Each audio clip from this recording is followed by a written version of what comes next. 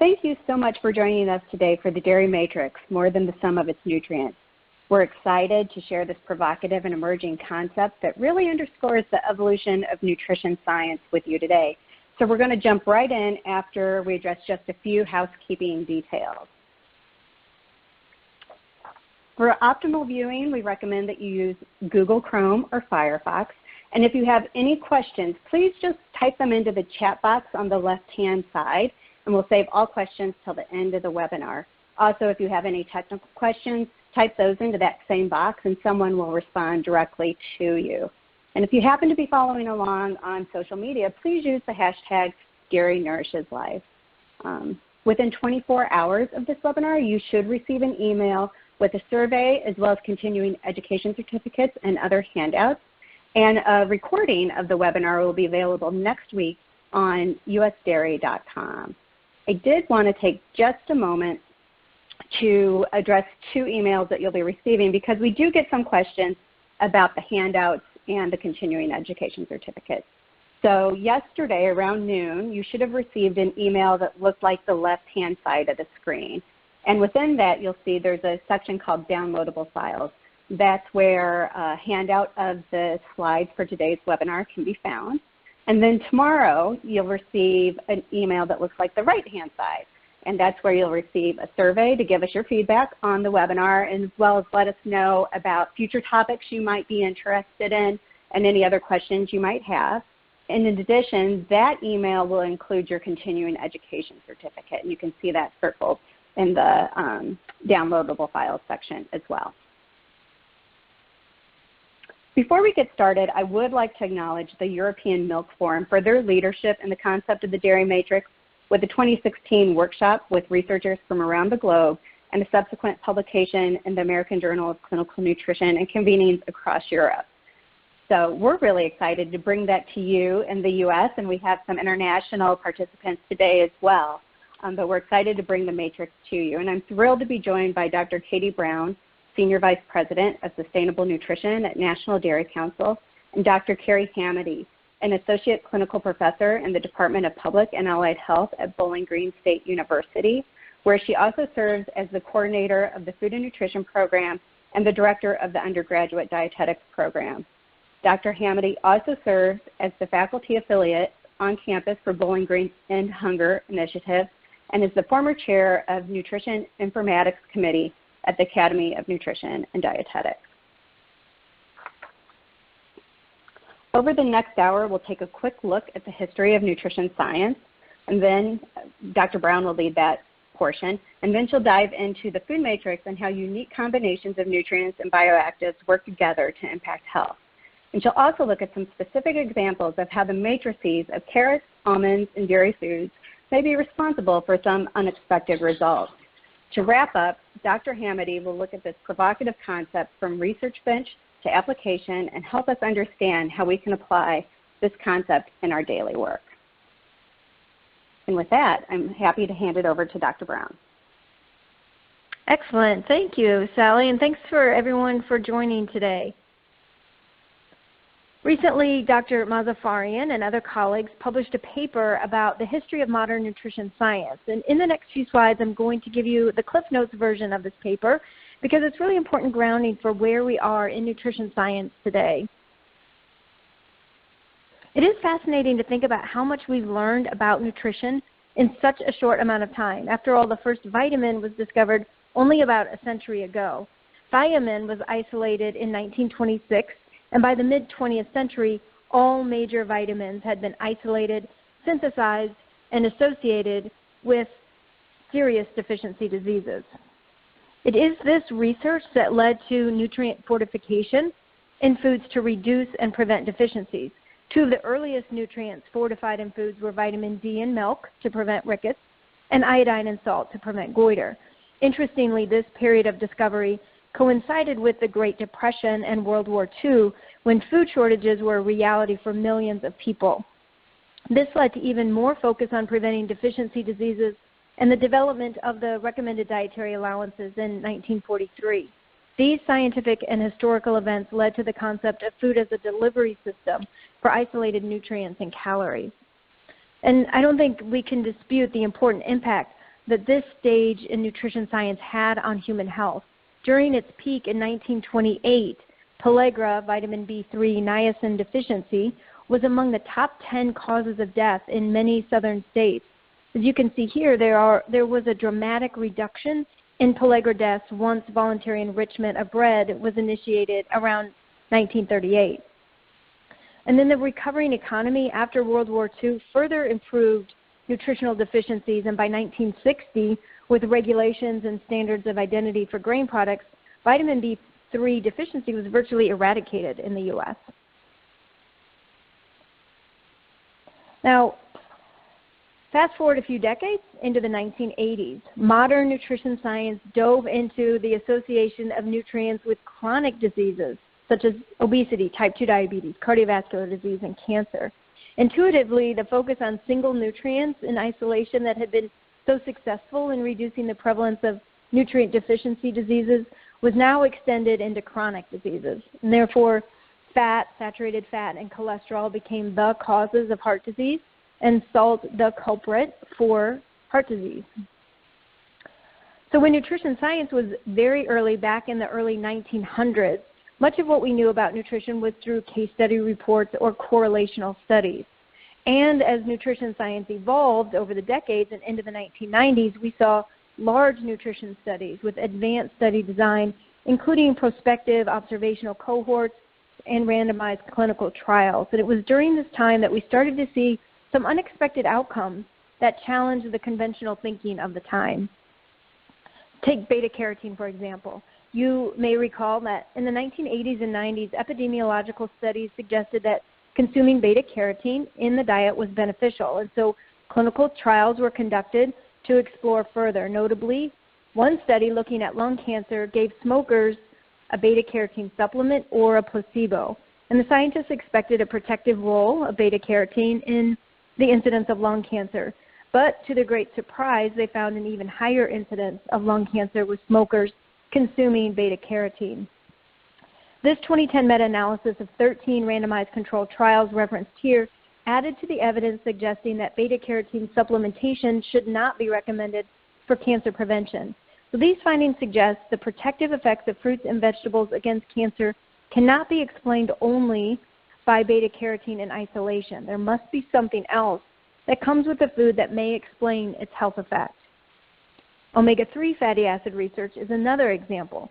There's scientific consensus that consumption of fish protects against cardiovascular disease, and for this reason, the Dietary Guidelines for Americans and the American Heart Association recommend consuming 8 ounces of seafood each week.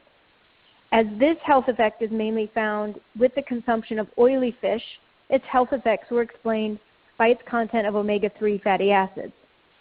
However, a detailed meta-analysis published in Cochrane Reviews in 2018 concluded that taking fish oil supplements does not protect against heart disease, stroke, or cardiovascular death. And as with the previous example, the health effects, this time of fish consumption, are not explained by the effect of the expected nutrients individually. So what's going on here? There must be something more. And this led to the discrepancy. This discrepancy led the research community to the emerging concept of the food matrix. Now, USDA defines the food matrix as the nutrient and non-nutrient components of foods and their molecular relationships. Essentially, we're saying food is more than the sum of its individual nutrients. And of course, we're learning more about this concept every day, but we do know that foods have both a nutritional matrix and a physical matrix which interact with each other. And from a nutrition standpoint, we know that foods are comprised of macronutrients and micronutrients, but as you all know, it's more complex than that. There are a whole host of components that make up carbohydrates, proteins, and fats. There are simple carbohydrates like mono, di, and oligosaccharides, and complex carbohydrates like starches and fibers, as well as 20 different amino acids that make up a variety of proteins, and fats, which are made up of a variety of fatty acids that are characterized by their structure, like saturated fats, monounsaturated, polyunsaturated fatty acids, etc. And there's 13 vitamins and many minerals. And we're also learning more about bioactives, constituents in foods other than those to meet basic nutritional needs that are responsible for a change in human health. like carotenoids, polyphenols, phospholipids, and various peptides. But it's not just the nutritional composition, the physical matrix matters too. Foods are usually contained within a solid, semi-solid, or gel, or liquid matrix. We're also finding that the effective food matrix may be impacted by various external factors like chewing, manipulation of surface area by chopping or pureeing, fermentation, homogenization, cooking, pH, and pairing with other foods. And so ultimately, the physical structure together with the mix of nutrients and bioactives can impact nutrient digestion, absorption, and metabolism, affecting the overall nutritional and health properties of the food. It's a really interesting concept. So let's take a look at how this comes to life. We'll start with carrots. As you know, carrots are an excellent source of vitamin A and a good source of vitamin C, and they're also comprised of antioxidants like beta-carotene, lutein, lycopene. And while we know their physical matrix is as a solid, they're actually 88% water. Carrots are made up of over 70 different compounds ranging from vitamins, minerals, antioxidants, and more. But what happens when you prepare them? Does it change the bioavailability of all these nutrients? So in this study, referenced here, researchers created an in vitro digestion method to mimic the human body's digestion process. And as you can see, the percent of carotenoids absorbed is due in part to the changes in the carrot structure during cooking, chopping, pulping, and eating with oil. Cooking helps to prevent or to break down the carrot cell walls, and reducing the carrot particle size with pulping helps to release the carotenoids. Decreasing particle size through pulping was more effective than cooking to release carotenoids, and adding oil more effectively improves bioavailability when the carrots are pulped. Here's another example. Almonds and other nuts have been getting a lot of attention because of some unexpected outcomes when it comes to their fat and calorie levels, as well as impact on heart health. In addition to protein and fat, there are also several components in the almond matrix like fiber, phytosterols, vitamins, minerals, and phenolic compounds, all contained in a 95.6% solid physical matrix. There are over 87 different types of compounds found in almonds. And what's also interesting about the almond matrix is the intricate structure of the kernel and the protein and oil bodies that are housed deep within its cellular structure. And so what happens when you modify these matrices by chewing and digesting? This study looked at the effects of food processing on almond energy availability. For 18 days, volunteers consumed 42 grams of almonds, which is about 30 almonds, as either whole unroasted, whole roasted, chopped roasted, or almond butter. And you can see in this graph on the slide, moving from left to right, compared to consuming almonds in their whole form, applying heat through roasting, chopping and pulverizing, breaks down cell walls in almonds, freeing more calories and likely nutrients for digestion. Roasted almonds had a slightly more digestible calories than raw almonds, and when the nuts were ground up into almond butter, nearly all the calories were digested. So the researchers theorized the mechanical processes, such as roasting, chopping, and grinding, play a role because they disrupt the cell wall of almonds and affect particle size. And this really makes us think twice when it comes to bioavailability to absorb macro and micronutrients within the food matrix. And while an ounce of almonds has 160 calories, not all of those calories may be available to the body. So it's possible that this applies to other vitamins and minerals and bioactives as well. So now that we've covered the various matrices of carrots and almonds, let's take a look at the latest research on the dairy matrix. As Sally noted earlier, in 2016, 18 international nutrition researchers came together for a workshop to explore the current evidence on the dairy matrix. And the results of this high-level workshop were published in the American Journal of Clinical Nutrition. So let's look at the complexity of milk and the milk matrix. For the physical matrix, milk is about 87% water, but it also has a solids content of about 13%, making the structure of milk like a series of compartments that enable unique interactions among protein, fats, and carbohydrates. Milk is about 4.8% carbohydrate in the form of lactose, Milk is the only natural source of lactose of any nutritional significance and may play a role in the favorable colonization of the infant GI tract, supporting the growth of good microbes. And the predominance of lactose in milk may also play a role in calcium's high bioavailability in milk. Now, the FDA standard of identity for milk specifies a minimum of 3.25% fat. And the fat in milk is the most complex of all naturally occurring fats, with over 400 types of fatty acids. The fatty acids in milk are comprised of 65% saturated, 29% monounsaturated, and 6% polyunsaturated. And the fats in milk include short chain, medium chain, long chain, odd, branch chain, and naturally occurring trans fatty acids, which are contained within the milk fat globular membrane. We'll talk a little bit more about that in a moment. Milk is also about 3.2% protein. And even better, it's a complete protein, providing all 9 essential amino acids. It also has high bioavailability and digestibility and is known as one of the highest quality protein foods. Milk protein is about 82% casein and 18% whey. Both the casein and the whey proteins are present in milk and to a lesser extent in yogurt. And in most cases, in most cheeses, the casein is coagulated to form the curd and the whey is drained off. In addition to being comprised of unique proteins, carbs, and fats, milk is an excellent source of 9 essential nutrients and also includes vitamins and minerals present at less than 10% of the daily value, like potassium and vitamin K. And then to add to the complexity of dairy foods, we also have to consider other compounds found in these foods with potential bioactivity. Now, bioactivity, as I mentioned in a few slides ago, bioactives are constituents in food other than those to meet basic nutrition needs that are also responsible for changes in human health. Bioactives may contribute to the differences we're seeing with whole foods versus individual nutrients. So these lesser-known components of cow's milk have been a subject of investigation for a long time. So let's take a little bit of a closer look at the potential bioactive components within proteins, fats, and carbohydrates that are being studied for their distinct effects and health-promoting benefits. The bioactivity of proteins and peptide fractions is the most studied of all milk bioactives.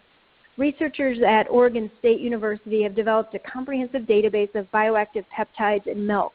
This is a snapshot that you're seeing here of the findings of as of 2017 when this paper was published in Food Chemistry. And as you can see, there are areas of research exploring potential bioactive activity related to a mechanistic role in blood pressure reduction, a mechanistic role in maintaining normal blood sugar levels, a potential role in combating microbial activity of different bacteria, fungi, and parasites, potential antioxidant and anti-inflammatory roles, and potential immune system response support. And like bioactive peptides, researchers are also investigating bioactive lipid potential. Perhaps one of the most fascinating components of milk lipids is the milk fat globular membrane. Essentially, the fat in milk is enveloped in tiny globules by the milk fat globular membrane that stabilizes the fat structure in the fluid matrix and prevents fat droplets from coalescing and forming a large mass.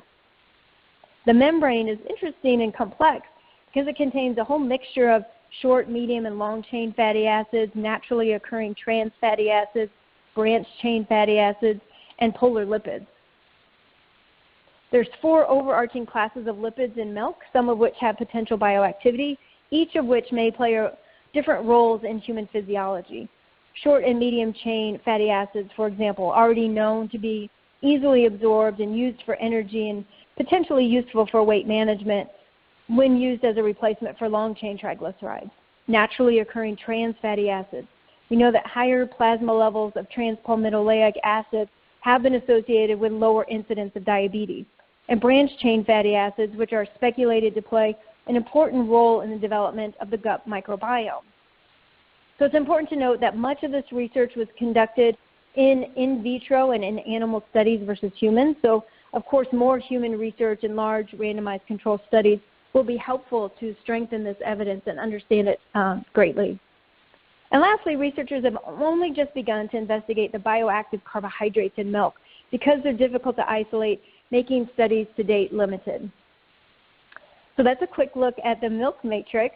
And what makes it even more interesting is that when the physical matrix of milk is transformed by fermentation, heat, and other ripening processes, like when cheese and yogurt are created, these foods have their own unique nutritional and physical matrices and contain bacteria with the potential to produce additional bioactive compounds, such as peptides and short-chain fatty acids.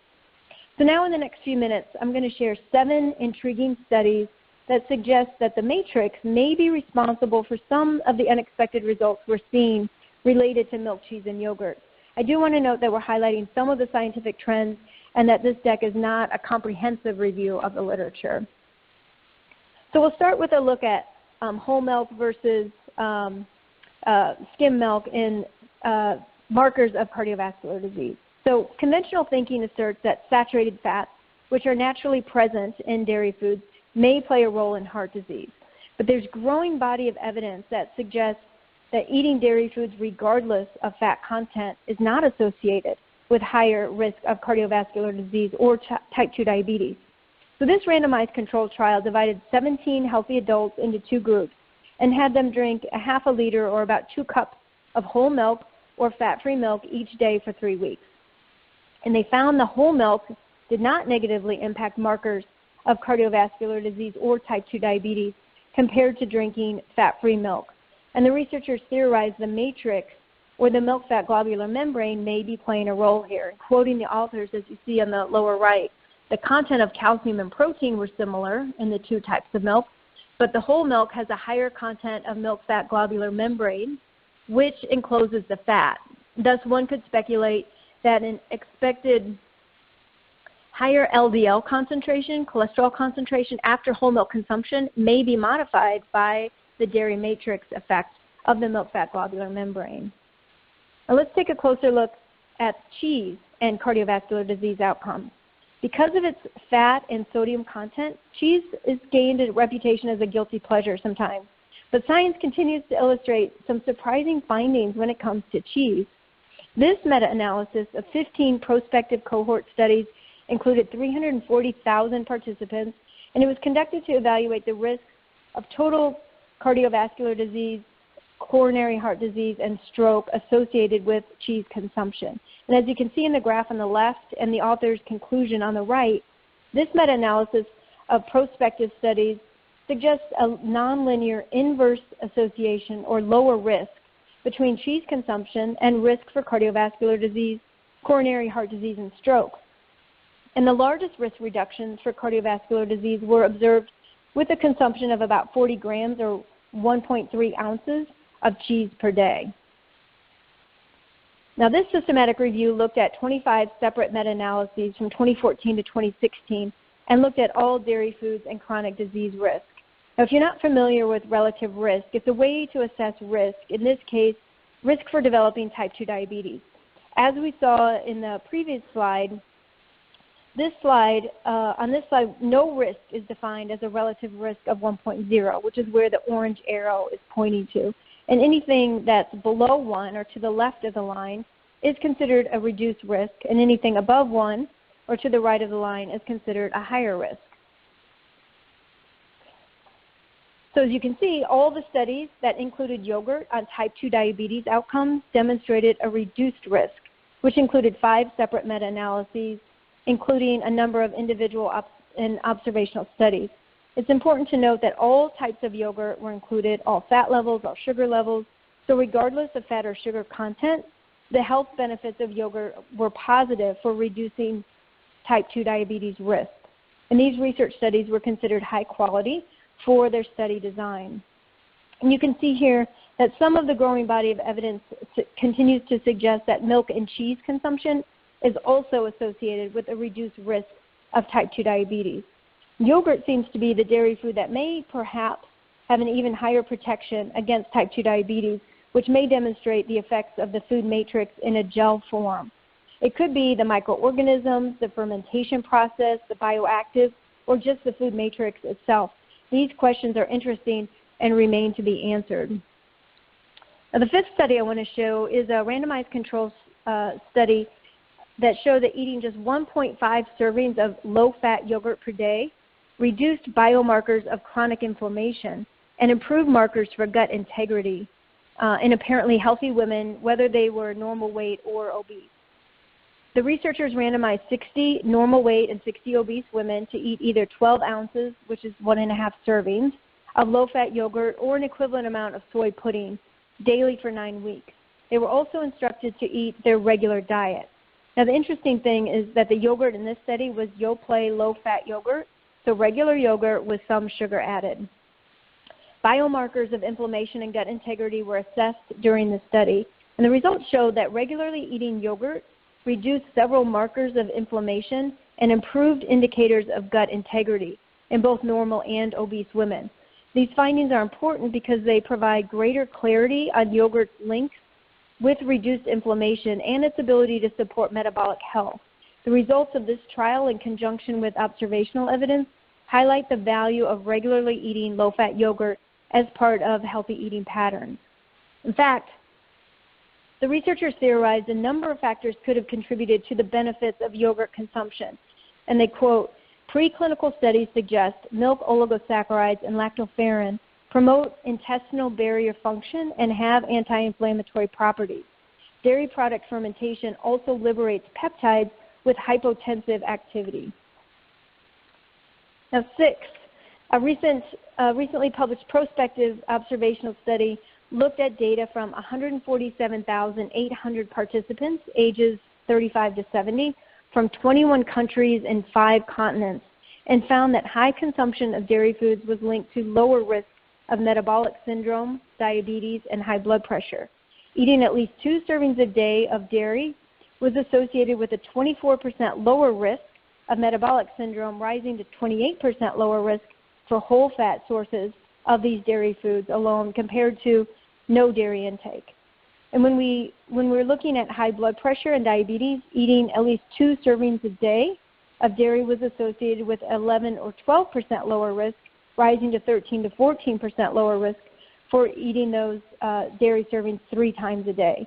And while this was an observational study that looked at dairy intake from food records, it was a very large sample size of 147,000 people across a wide geographic span, so it warrants further investigation and further research.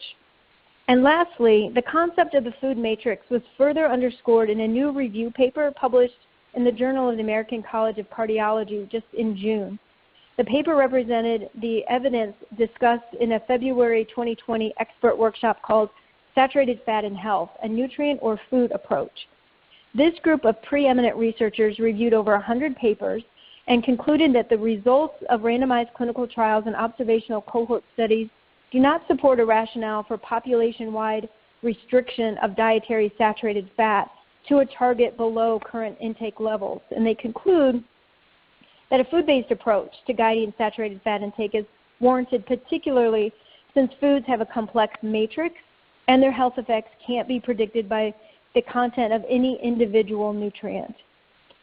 So we've covered a lot of ground on the food matrix and of the dairy matrix concepts, and we've reviewed some of the relevant research. And now I'd like to turn it over to Dr. Hamady, who will help us apply the food matrix concept in practice as we work with our patients or our clients or students or others that we work with. Thank you very much. Thanks, Katie. And here are my disclosures. So I'd like to start with talking about, while the matrix is an emerging concept, it really seems to turn a lot of what we have assumed about nutrition science on its side. Let's not forget the strides that we've made in nutrition research in less than 100 years. As Katie explained, the beta-carotene and omega-3 examples really call the reductionist approach into question. Since then, some began categorizing foods as good or bad based on specific nutrients they contain. And now we have many eating patterns that exclude entire food groups, like gluten-free, keto, low-fat, paleo, for example. Barbara Burlingame, a professor of nutrition and food systems in New Zealand, quoted, "In order to be an intelligent reductionist, one's ultimate purpose must involve appreciation of and application to the whole, which is often greater than the sum of the parts. And in order to be intelligently holistic, one must acknowledge the contribution of the reductionist. As RDs, we may focus on one nutrient or area of the diet based on the condition or the goal of our clients. Although it's important to know and understand how those key nutrients relate to disease management, wellness, or our area of expertise, we also know that our clients do not just eat nutrients or single foods, they eat meals.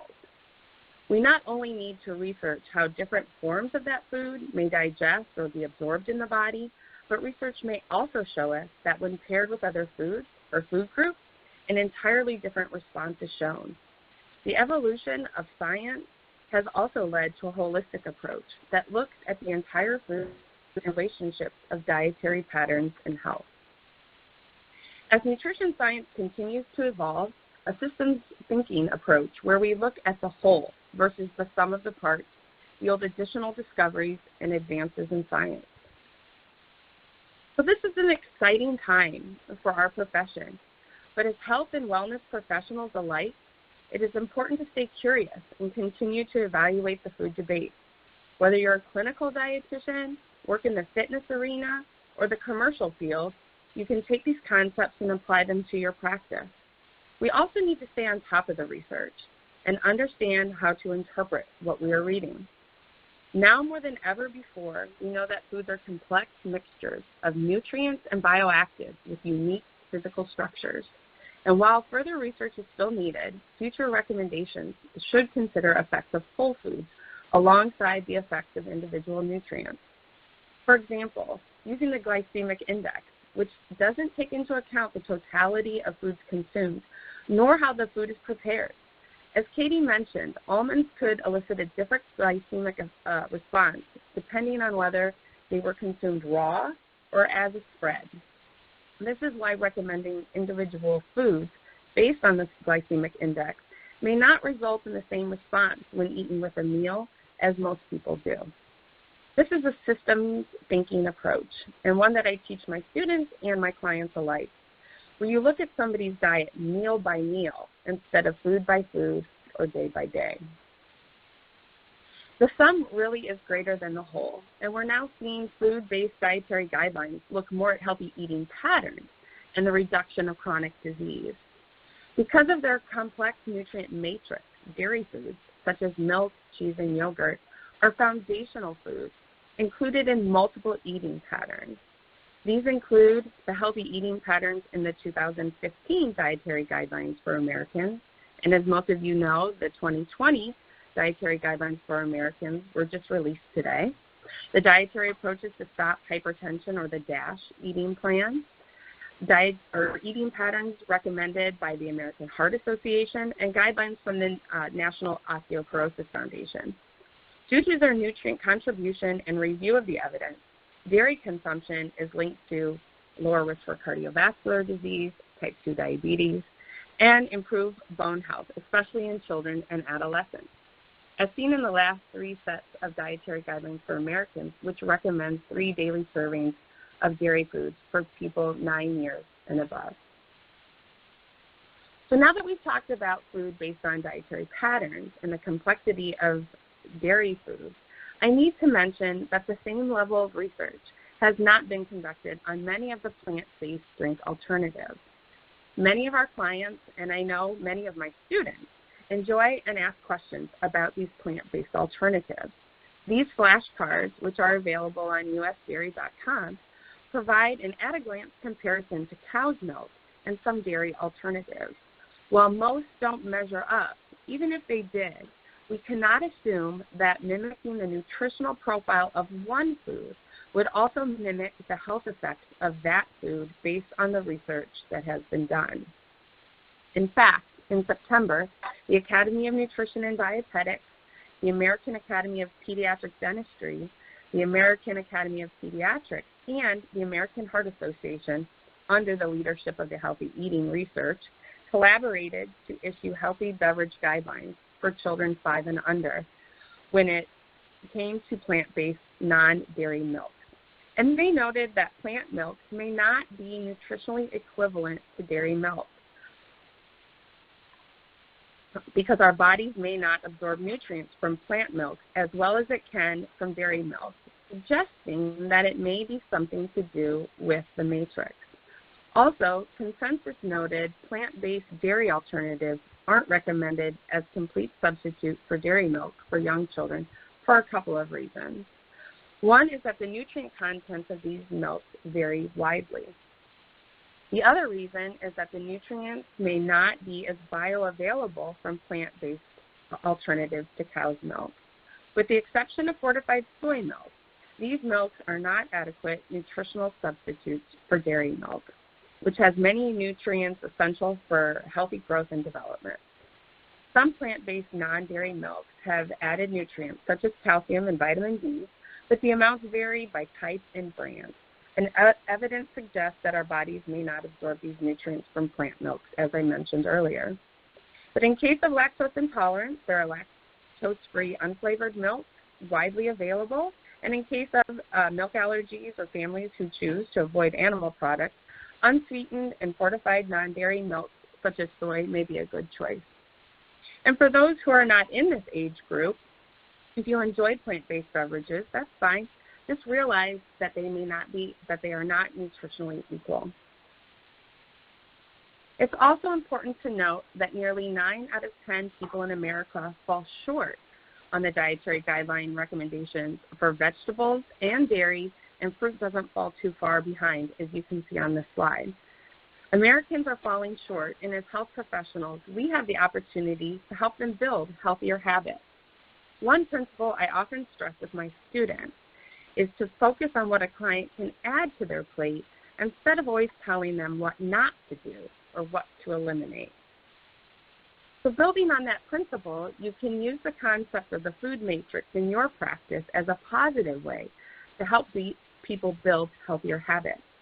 We can focus on foods they can eat daily compared to specific nutrients to avoid. As a practitioner and a professor, I like to focus on helping people understand that one food alone does not drive their nutritional status, which allows for flexibility and empowerment when making food choices. This is a meal-by-meal philosophy, which can support many types of diets, including, but not limited to, active individuals or athletes looking to manage their macronutrient distribution, those trying to maintain their weight, and in the prevention of chronic diseases, such as type 2 diabetes, hypertension, hypercholesterolemia, and insulin resistance. As when meals are properly balanced, you can prevent early satiety and those surges in blood sugar, which can lead to overconsumption of calories during the day. In addition, this philosophy can also empower your clients to make food choices they feel good about, and they can develop a more positive relationship with food. And just as nutrition science is evolving, nutrition practice and education is evolving with technology too. One thing that will likely remain consistent is the need to know a baseline of where the people we are working with are at, including their eating habits, preferences, allergies, and accessibility to food. That original 24-hour recall that we learned about in obtaining food recalls has evolved into user-friendly online platforms like the Fitbit, MyFitnessPal, and others. So regardless of how you gather that information on food groups, eating patterns, preferences, and accessibility, these tools are an amazing addition to your practice. They allow us to work with our clients to develop an individualized plan based on what resources they have access to financially, environmentally, and socially. We can learn about cultural preferences, eating habits, and cooking abilities. From there, we can build a plan meal by meal that meets their macro and micronutrient needs, not only for the day, but to fuel their brain and body from meal to meal instead of trying to cram everything in at the end of the day. For those in clinical practice, you can utilize the nutrition-focused physical exam to assess for deficiencies, which is also key in the development of this plan in order to educate the client on a meal-to-meal approach. After we get a baseline of where someone is at, we can focus on balance, flexibility, and inclusion of all foods. This is a great way to get your client with healthy eating patterns. Just starting out by teaching them the basic food groups and how to meal plan and pair these foods is a great start. I have found this approach to be refreshing and easy to manage with most clients I've worked with. Most say, I didn't know eating could be this easy or fun. One area I generally start with is parts of the plate. I focus on protein, as I find that most people actually don't get enough, especially with breakfast and sometimes at lunch too. The benefits of protein, including blood sugar regularity, satiety, muscle repair, and brain clarity between meals. It's good to aim for at least 20 to 30 grams of protein per meal, depending on your needs, which can come from plants or animal sources or a mixture of the two. Fruits and veggies should make up half your plate, with the majority of those being veggies, in order to meet micronutrient needs as well as fiber. Building on whole grains to replace those simple sugars, again, for that fiber, regularity, gut health, blood sugar regulation. All of these simple changes can help with disease prevention, weight maintenance, muscle repair, glycol replacement, and insulin resistance. Finally, fats, like those we focused on earlier in Katie's portion, like the milk fat globular membrane, can help with satiety, absorption of fat-soluble vitamins, and hormone production, just to name a few. And we can get those dairy foods in there in several parts of the plate, as a dip with whole grain bread or a topping with grilled salmon or a refreshing drink on the side. The second area to focus on is to focus on the positive. RDs are often criticized for telling people what not to do. We need to focus on helping people make positive changes, and those convenient choices will go away naturally. Educating clients on eating plans such as the DASH diet and My Plate, including a variety of foods such as dairy, healthy fats, fruits and vegetables to increase calcium, potassium, magnesium, all minerals that are shown to help decrease blood pressure. So instead of focusing on decreasing sodium, which everybody's heard to a saturation point, we can encourage the increase of nourishing foods that also support metabolic health. Finding lifestyle changes is also key to that positive messaging. To help your clients find little ways throughout the day to be active to support their metabolic health and goals. The final component is that food pairing. So how does that help our overall health? As mentioned previously, pairing that protein and healthy fat with complex carbohydrates can help prevent sharp changes in blood sugar, which then promotes more insulin release than is necessary. Often people complain about that afternoon slump or not having good focus while at work or school. I often ask them, how much protein did you have for breakfast or lunch, just to find out that they either skipped breakfast or lunch or had nothing but carbs, especially in one of those high-calorie coffee drinks. Then their blood sugar goes up and comes right back down, leading to hunger, tiredness, and wanting to eat more. Adding a Greek yogurt, some kind of nut spread, or eggs, or the like at breakfast can make a huge difference. The same for lunch. So as Katie mentioned, emerging research suggests that the fat and dairy foods may have positive health properties to differentiate it from other food sources of saturated fat. While the body of evidence suggests whole milk dairy foods can have a positive impact on health, it's imperative to stay within calorie and fat guidelines and set up fat flexibility success. So using the SET acronym, you can swap some high-fat, nutrient-rich dairy foods for less nutritious sources of fat. You can ensure that your snacks stack up by maximizing snack time with nutrient-dense foods that include healthy fats and protein while not exceeding your calorie intake for the day. And think about portions by eating a variety of colorful and tasty foods in sensible portion sizes for optimal health and enjoyment. So words really matter in our messaging, and life can be challenging. So let's make eating and nutrition fun again. We can help our clients to feel good about food and nutrition by making our messaging simple and relatable. As I mentioned before, clients want an eating plan that can be a simple way of life, not something with more rules. So many people use the word processed when they're describing food in a negative way. And as you saw with the almonds and the carrots in Katie's presentation, the more processed they were, the more calories or nutrients were absorbed by the body. So really, is processed bad? When we talk to our clients about the foods they choose, maybe using the word convenience foods would be a better way to speak of them. That sends a totally different message in a way that relates to maybe a lifestyle or behavior choice. And so when we're talking to them during our counseling session, we can talk about foods that they use out of convenience instead of things that are processed, because that's more maybe an accessibility issue, which some people have no choice over. Meals over macros. I hear people talk about meeting their macros all of the time instead of planning meals. Meals should be every few hours to help keep our minds focused and our blood sugar stable. If we only focus on macronutrients, sometimes I know the clients might look at their macronutrient numbers at the end of the day when they're ready to eat dinner or a bedtime snack, and then they try to cram everything in at the end of the day. My plate versus counting calories.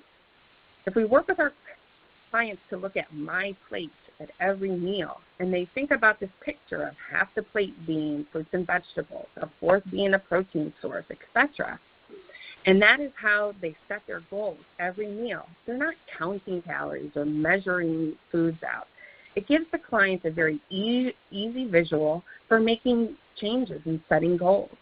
This system also utilizes the concepts of the food matrix, thereby promoting healthy, balanced meals every time. Activity or movement versus exercise. Many people are turned off by the word exercise.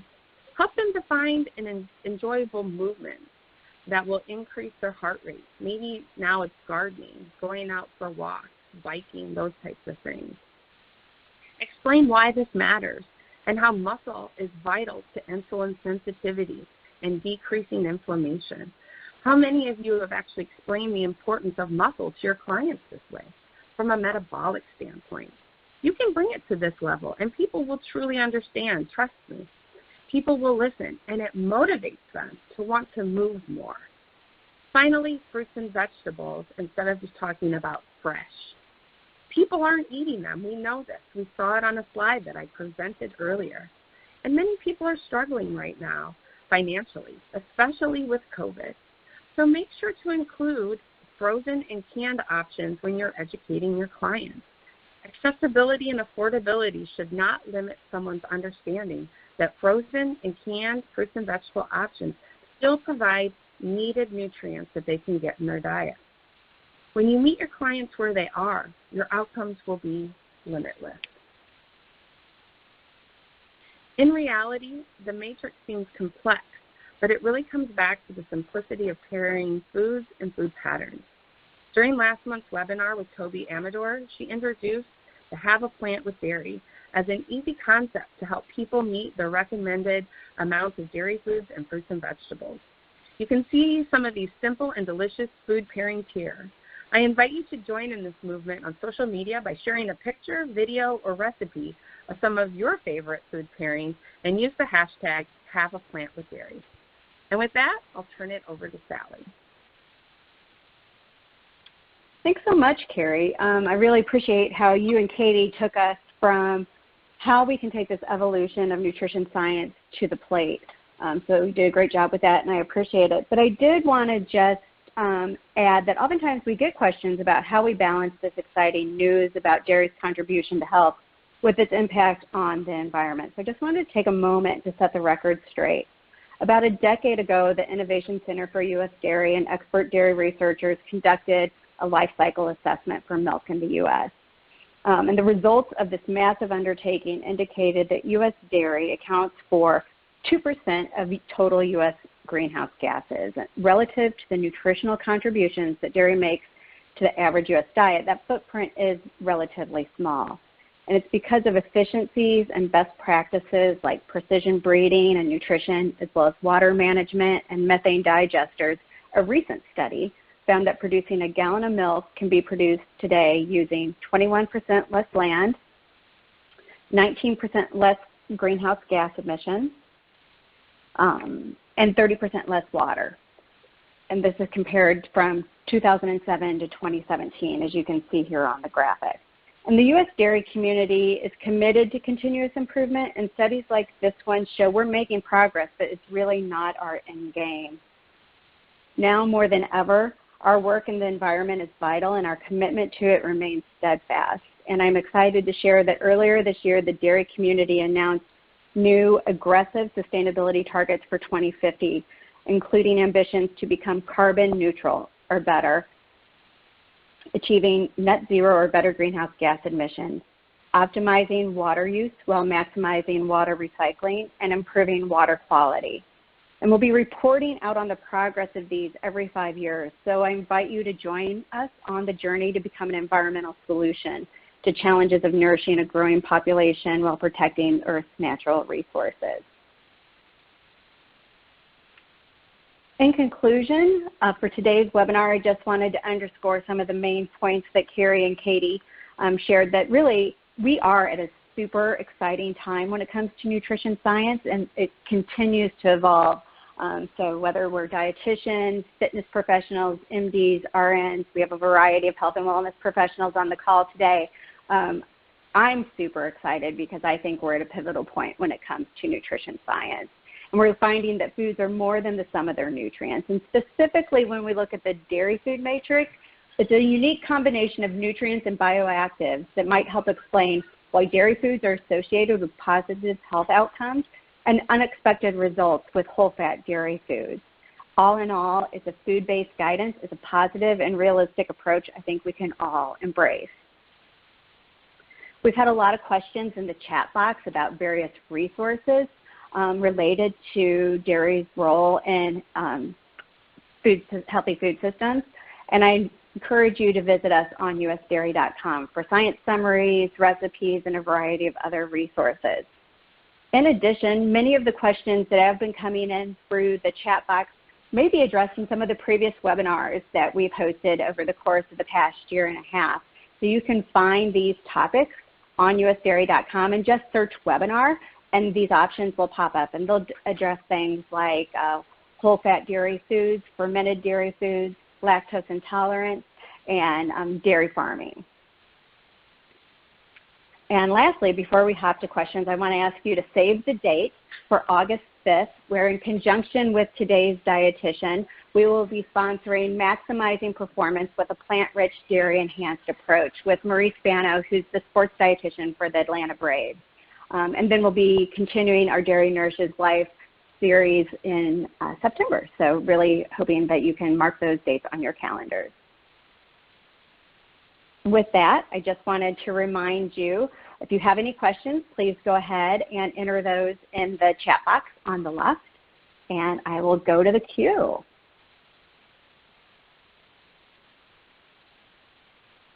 One moment, please.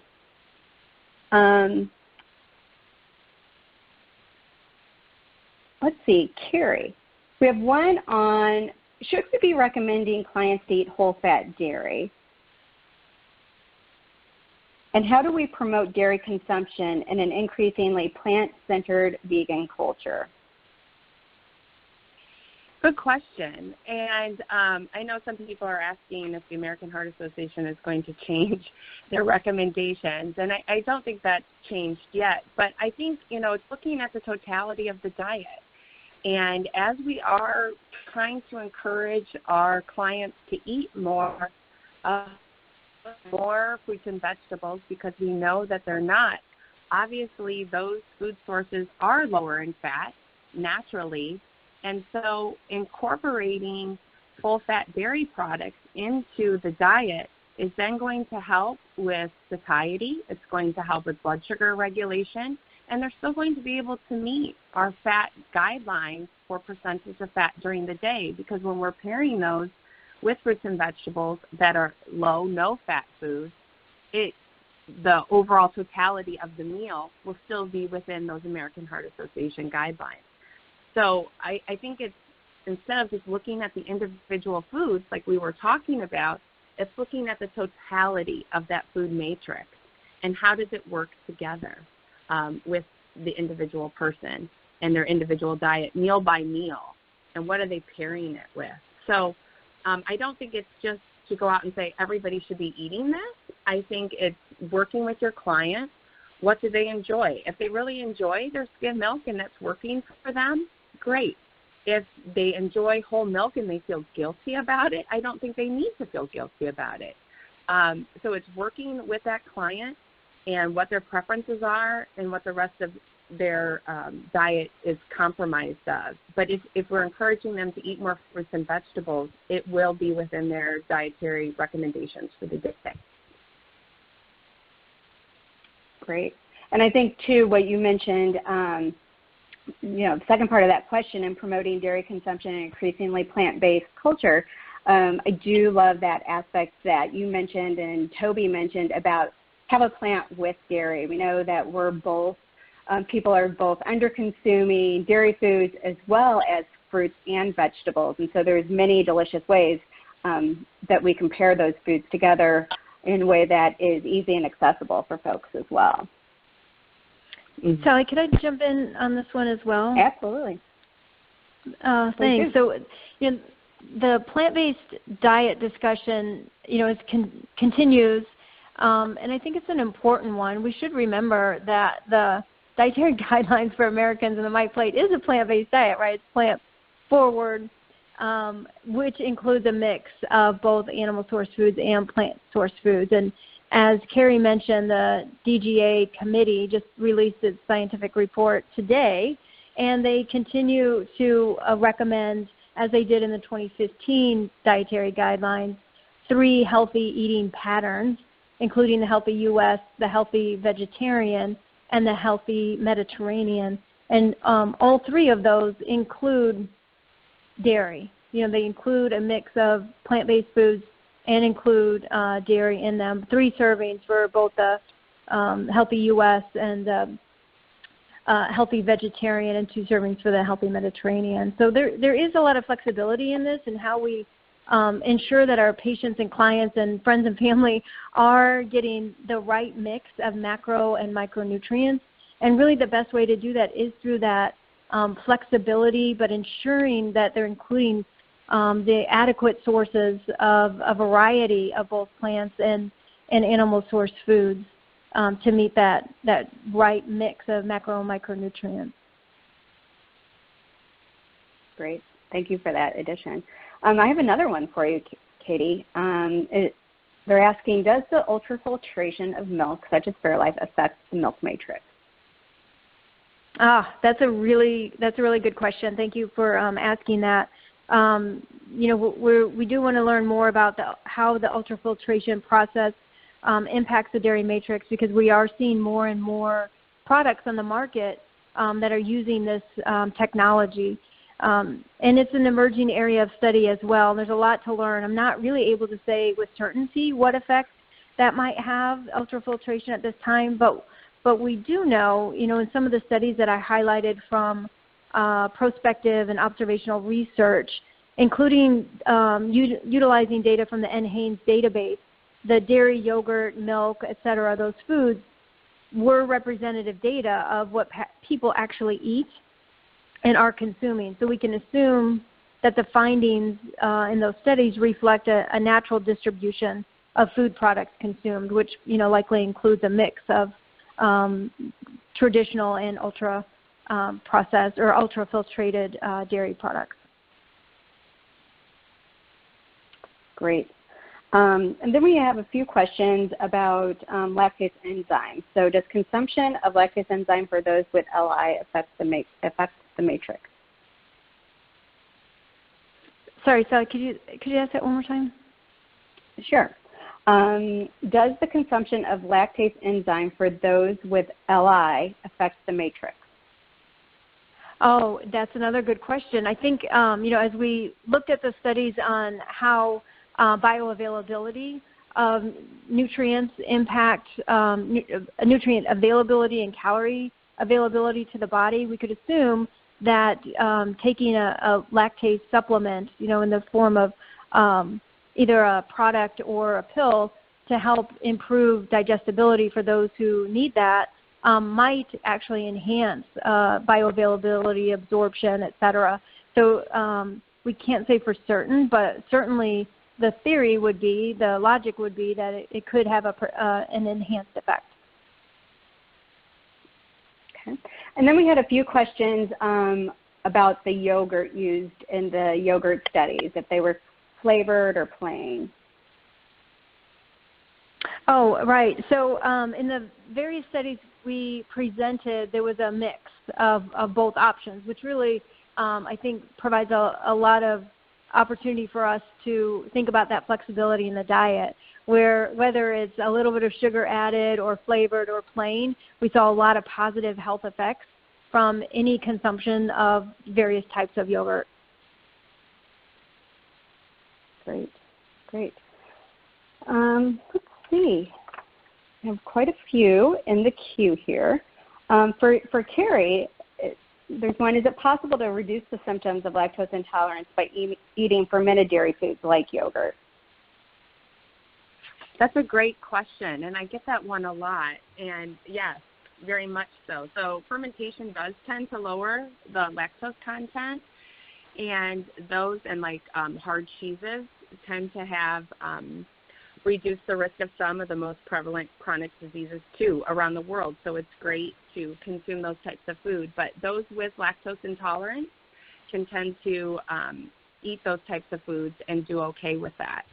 So everybody's a little bit different, but they generally do tolerate those foods really well. And, you know, we have a lot more options than we used to. There's a lot of great lactose-free milks available. And as Sally was just mentioning, taking the lactate pills before you eat, you know, take some of these products as well definitely would help some people too. But the fermentation does help with that, so most people do tolerate yogurt. So you can still get your 3 servings a day and get your calcium in. So that's definitely something to try. Great. Thank you, Carrie. And we are at time, a little bit over, so thank you for all of you who stayed on. We really appreciate your interest in this topic. As I mentioned before, tomorrow you should receive your continuing education certificates, and the webinar will be posted on usdairy.com within about next week.